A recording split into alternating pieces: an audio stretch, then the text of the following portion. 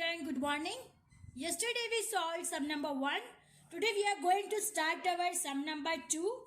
I am reading a question. You have to listen it carefully. Sum number 2. The following table shows data about the distance travelled in kilometer by salesmen on different days.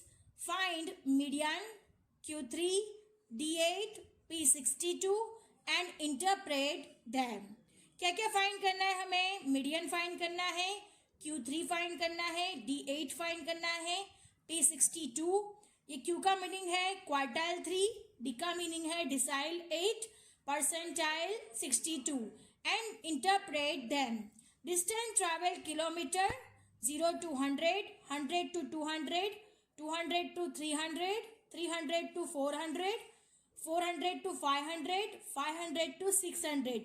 This is a continuous frequency distribution. Number of days 5, 18, 24, 7, 5 and 1. Now what we have to find? Median find करना है, quartile 1, quartile 3, then decile 8 and P62. ये तीनों हमें क्या करने हैं? Find करने हैं.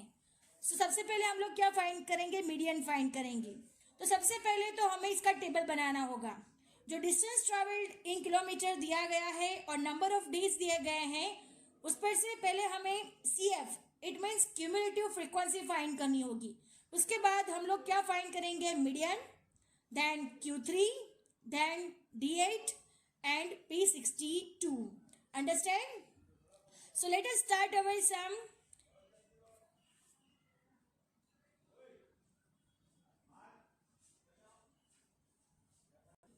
Now look at here student, according to the question, distance travel kilometer 0 to 100, 100 to 200, 200 to 300, 300 to 400, 400 to 500, 500 to 600.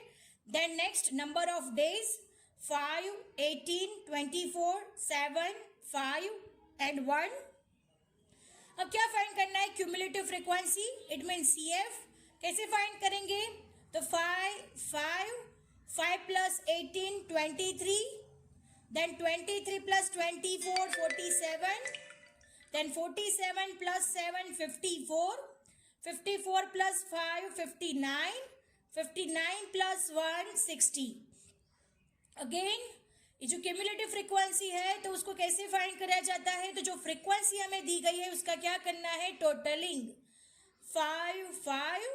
5 plus 18 23, 23 plus 24 47, 47 plus 7 54, 54 plus 5 59, 59 plus 1 60. Understand? Cumulative frequency find करने के बाद हमें क्या फाइंड करना है? मीडियन. तो सबसे पहले हम लोग मीडियन का फॉर्मूला रखेंगे. For a continuous frequency distribution के लिए कौन सा फॉर्मूला यूज होता है? तो सबसे पहले हम लोग वो फॉर्मूला रखेंगे और उसके बाद हम लोग मीडियन फाइंड करेंगे. So median m is for median is equal to n by 2th observation. This is the formula for continuous frequency distribution. So n by 2th observation, total हमारा 60 है. n is equal to 60 divided by 2th observation, then 13th observation. अब 30 observation को अब हमें table में देखना है. उस हिसाब से हमें CF, L और फ्रीक्वेंसी तीन फाइंड करना है. L is equal to lower boundary point, CF it means cumulative frequency, F यानी फ्रीक्वेंसी और मल्टीप्लाई बाय C मतलब जो क्लास लेंथ होता है वो. अंडरस्टैंड? तो सबसे पहले ये 30th ऑब्जर्वेशन को हम टेबल में देखेंगे. टेबल पर से हम लोग डिसाइड करेंगे कि क्या CF लेना है, क्या L लेना है, क्या फ्रीक्वेंसी लेनी है. Understand? Look at here student, median में 30th ऑब्जर्वेशन है यानी 30. तो हमें CF में ध्यान से सुनना, हमें CF में 30 से ज्यादा वाले नंबर देखने हैं. 30 से ज्यादा नंबर कौन सा है? 47. तो 47, 30 से ज्यादा नंबर कौन सा है? 47. सो 47 को हम कवर करेंगे. 47 फॉर मीडियन. फॉर मीडियन यहाँ पे मैं लिख देती हूँ मीडियन के लिए।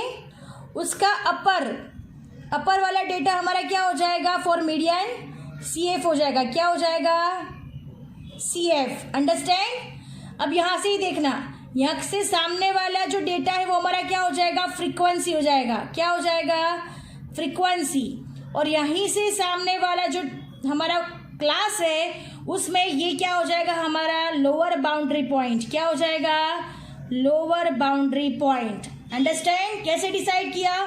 तो 30 तो ऑब्जर्वेशन आया, 30 से ज्यादा 47 है, तो फॉर मीडियन 47 के अपर साइड वाला डेटा उसको क्या बोलते हैं? Cumulative frequency. तो CF कैसे फाइंड किया जाता है?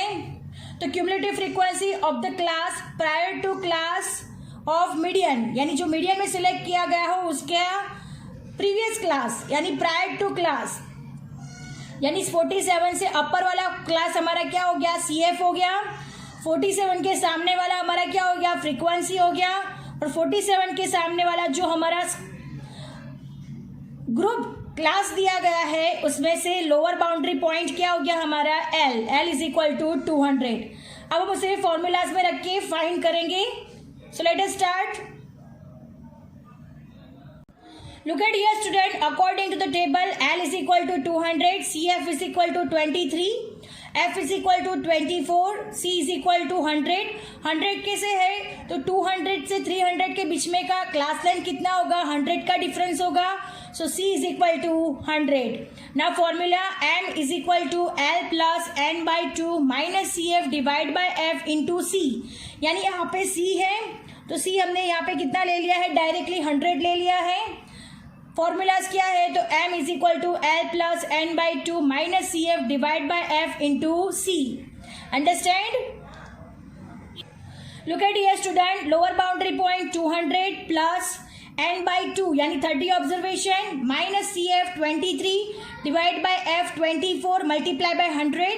30 में से 23 माइनस होगा तो 7 आएगा। 7 इंटू 100 डिवाइड बाय 24। सबसे पहले हम लोग ये क्वेश्चन सॉल्व करेंगे और उसके बाद हम लोग 200 में जो आंसर आएगा उसको क्या कर देंगे? ऐड कर देंगे। Understand? Then 7 into 100 it mean 700 divide by 24।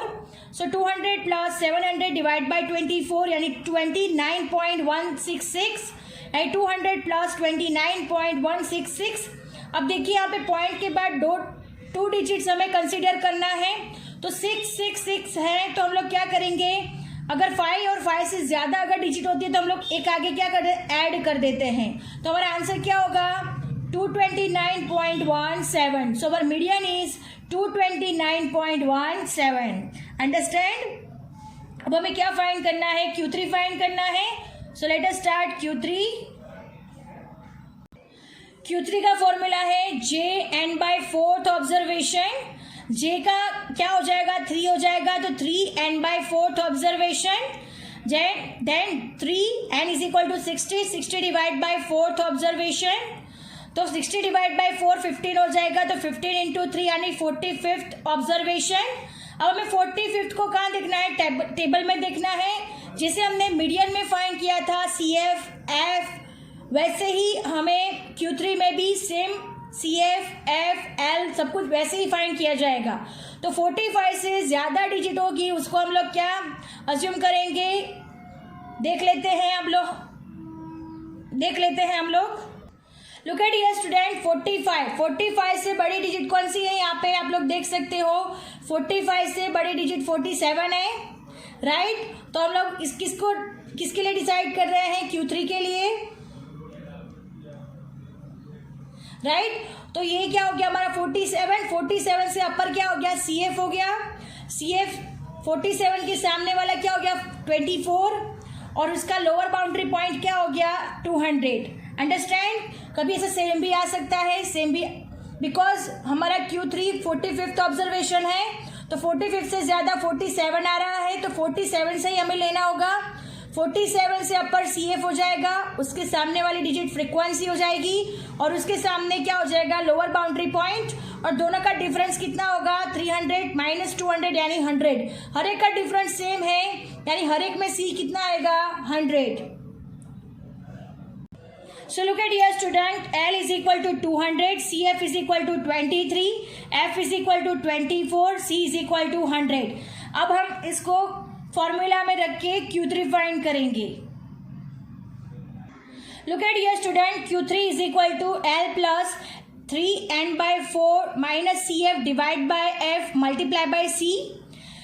L is equal to हमने फाइंड किया है 200 प्लस 3n by 4 ऑब्जर्वेशन हमने आगे काउंट कर दिया है, उसका आंसर 45 आ रहा था.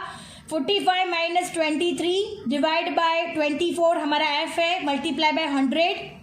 अब 200 plus 45 minus 23 22 into 100 divide by 24. Now look at here 200 plus 22 into 100 it means 2200 divide by 24. सबसे पहले इन दोनों का हम लोग डिवीजन करेंगे तो 91.67. So 200 plus 91.67 Q3 is equal to 291.67. So this is our answer. Now what we have to find. अब हमें क्या फाइंड करना है, D8 फाइंड करना है. D8 का फॉर्मूला है JN by 10th observation.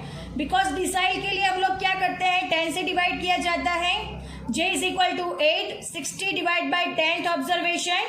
0 0 cut हो जाएगा, 8 6 48 ऑब्जर्वेशन.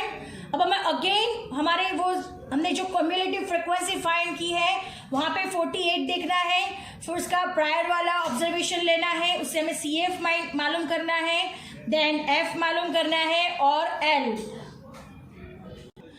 अब हमने 48 फाइंड किया है तो 48 से ज्यादा डिजिट हमें यहाँ पे फाइंड करनी होगी. तो 48 से ज्यादा 54 होता है, तो यहाँ पे 54 ये क्या हो जाएगा हमारा D8 के लिए हो जाएगा 54. उसका प्रायर यानी उसके आगे की जो फ्रीक्वेंसी वो हमारी क्या हो जाएगी CF, यानी 47 हमारा क्या हो जाएगा CF हो जाएगा. उसके सामने वाला क्या हो जाएगा हमारा फ्रीक्वेंसी, और उसके सामने ये क्या हो जाएगा हमारा लोअर बाउंड्री पॉइंट. अंडरस्टैंड, ये लोअर बाउंड्री पॉइंट हमारा क्या हो जाएगा 300. अंडरस्टैंड कैसे फाइंड किया, तो 48 हमारा आंसर आता था. 48 से यहाँ पे बिगेस्ट 54 है, तो 54 का प्रायर यानी उसके आगे का क्या हो गया हमारा ये 47 CF हो गया.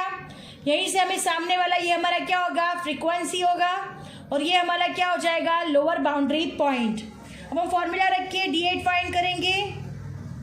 So look at here student, lower boundary point is equal to 300, CF हमारा 47, frequency is equal to 7 और C यानी क्लास लेंथ कितना है 100.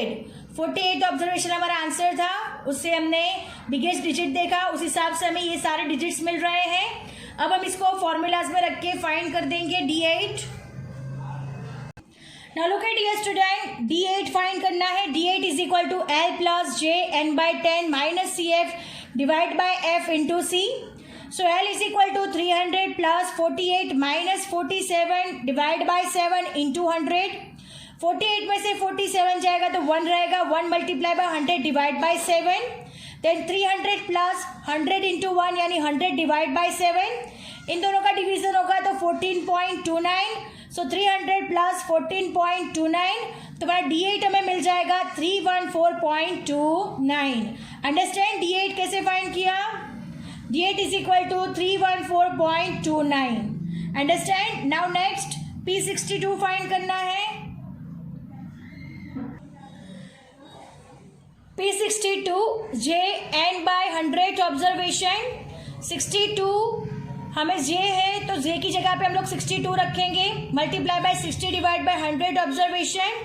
0 0 कट हो जाएगा तो 6 by 10th observation. 62 into 6 is mean 372th observation.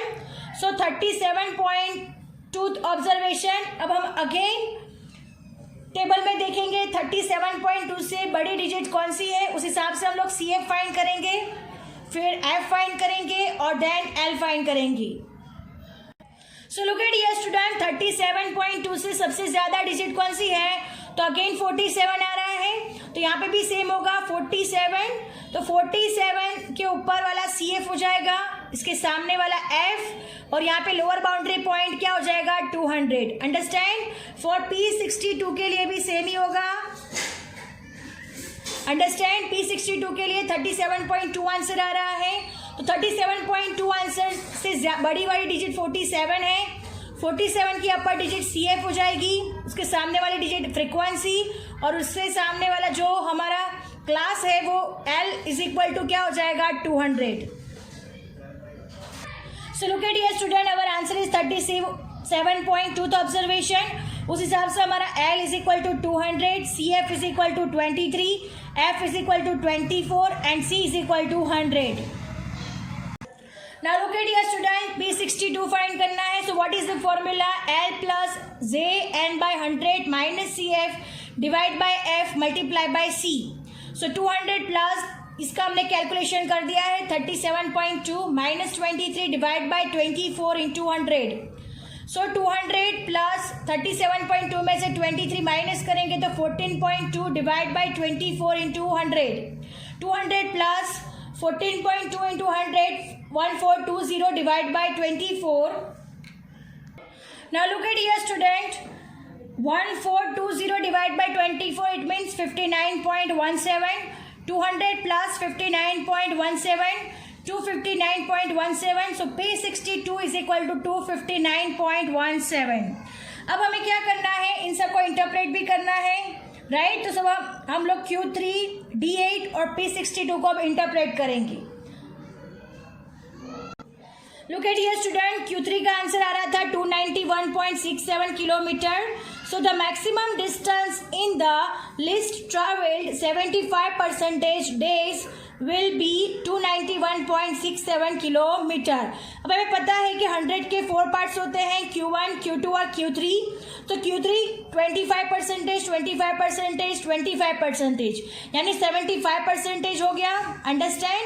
So the maximum distance in the list traveled 75% days will be 291.67 kilometre.